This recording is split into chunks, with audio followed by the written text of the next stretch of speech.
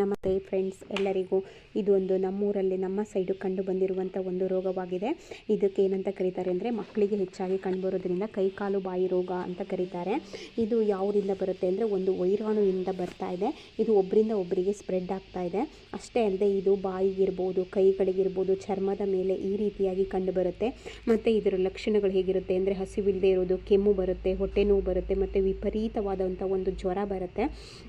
ಇದು ಹೆಚ್ಚು ಕಡಿಮೆ 103, 104 ಡಿಗ್ರಿಯವರಷ್ಟು ಜ್ವರ ಏರ್ತಾ ಇರುತ್ತೆ. ಇದು ಬೇರೆಯವರ ಜೊತೆ ಸಂಪರ್ಕದಲ್ಲಿದ್ದಾಗ ಅವರು ಸೀನಿದ್ರೆ ನಮಗೆ ಬರುತ್ತೆ. ಅಷ್ಟೇ ಅಲ್ಲದೆ ಮತ್ತು ಅವರು ಕೆಮ್ಮಿದಾಗ ಬರುತ್ತೆ. ಈ ರೀತಿಯಲ್ಲಿ ಕಂಡು ಬಂದಾಗ ನಾವು ಆದಷ್ಟು ಬೇಗ ಏನು ಮಾಡಬೇಕು ಅಂದರೆ, ವೈದ್ಯರನ್ನು ಸಂಪರ್ಕಿಸಬೇಕು.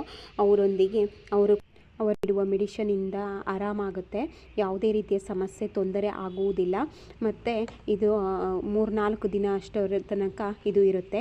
ಇದು ಇಷ್ಟವಾದಲ್ಲಿ ಎಲ್ಲರಿಗೂ ಶೇರ್ ಮಾಡಿ ಮತ್ತು ಲೈಕ್ ಮಾಡಿ.